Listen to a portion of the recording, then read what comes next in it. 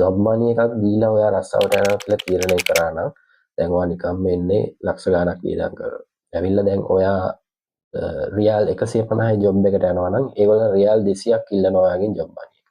ඔයා 300කට යනවා නම් ජොබ් මනි එක 600ක් ඉල්ලනවා. ඉතින් මම එක්සැම්පල් එකකට මම කියන්නම් මම IT ෆීල්ඩ් එකේ කෙනෙක් නිසා මෙහි බේසික්ම IT ෆීල්ඩ් එකට අදාළ ජොබ් එක තමයි data entry operator. මමත් කෙනෙක් ළඟට යනවා ජොබ් එකක් හොයාගන්න මේ බැරිම තැන මම එයාට කියනවා මේමයි මට මේ මොනවා හරි කමන්නේ ජොබ් එක සෙට් කරලා දෙන්න. ඉතින් එයා ඒ වගේ ජොබ් මනි අරගෙන රික්‍රූට්මන්ට් කරන කෙනෙක්. ලංකාවේ කෙනෙක් මෙහි ඉන්න කෙනෙක්.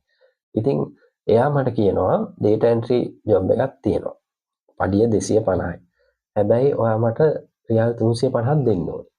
350 තමයි ජොබ් මනි. ඒකත් කොහොමද දෙන්න ඕනේ? ඉන්ටර්විව් එකට දාන්න කලින් එයාට දෙන්න ඕනේ.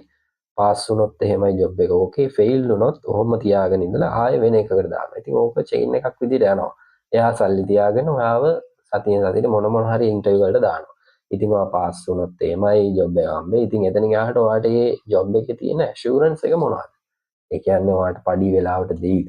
ඔයාට වීසා දෙයිද? ඕන තරම් මෙහි ඉන්නවා එහෙම ගිහිල්ලා වීසා නැතුව මාස 4 පැන්නා. ඔන්න ඉවරයි. ඊට පස්සේ ෆයින් එකත් එක්ක ජීවත් වෙන කට්ටිය ලංකාවට යන්නත් නැහැ, මෙහි ජීවත් වෙන්නත් නැහැ. එහෙම ඉන්න කට්ටිය.